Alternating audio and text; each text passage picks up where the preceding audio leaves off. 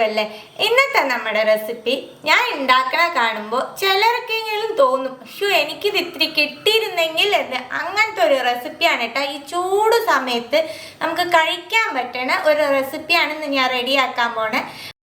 തലേ ദിവസം വെള്ളത്തിലിട്ട് വെച്ചേക്കണ ചോറാണ്. ഈ ചട്ടിയിലേക്ക് ഇട്ട് കൊടുക്കാം. ചോറൊന്ന് കൈ കൊണ്ട് ഞരണ്ടി എടുക്കാം. കയ്യിൽ നല്ലോണം ഞരണ്ടി എടുത്തിട്ടുണ്ട്. ആവശ്യത്തിന് ഉപ്പ് ചേർക്കാം. ഇനി വെള്ളം ഒഴിച്ചു കൊടുക്കാം.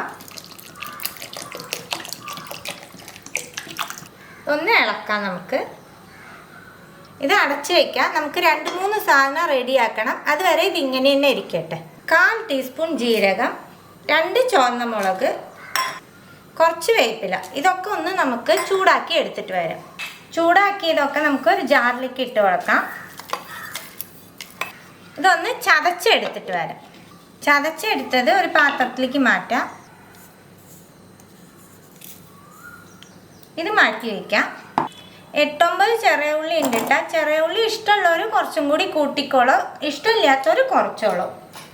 ചെറിയ കഷ്ണം ഇഞ്ചി, കുറച്ച് വേപ്പില, 3 കാന്താരി. ഇതെല്ലാം കൂടി ഒന്ന് ചതച്ചെടുത്തിട്ട് വരാം.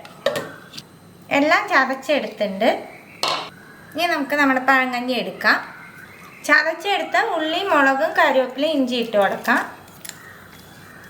ജീരകം, മുളക് ചതച്ചത്, കുറച്ച് വേപ്പില, 1 നാരങ്ങയുടെ ഇല കീറിയിടാം,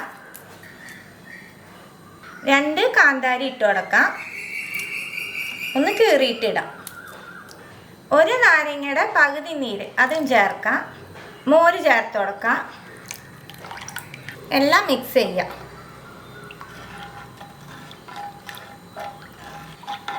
എല്ലാം മിക്സ് ചെയ്തതിന് ശേഷം ഒന്ന് ടേസ്റ്റ് നോക്കാം. ഉപ്പ് കറക്റ്റ് ആണോ എന്ന്.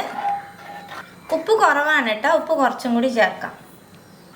എല്ലാം മിക്സ് ചെയ്ത് കൊടുത്തു. ഇത്രയേ ഉള്ളൂ കേട്ടോ നമ്മുടെ പഴങ്കഞ്ഞി. ഇതങ്ങോട്ട് മടാന്ന് കുടിക്കുക. ശരീരം മുഴുവനും തണുക്കൂട്ടാൻ എത്ര ജ്യൂസ് ഡ്രിങ്ക്സൊക്കെ കുടിക്കുന്നതിലും ഒരുപാട് നല്ലതാണ്. അപ്പോൾ ഈ ചൂട് സമയത്ത് ഇതുപോലെ പഴങ്കഞ്ഞിയൊക്കെ ഇടയ്ക്കിടയ്ക്ക് എല്ലാവരും കുടിക്കുക.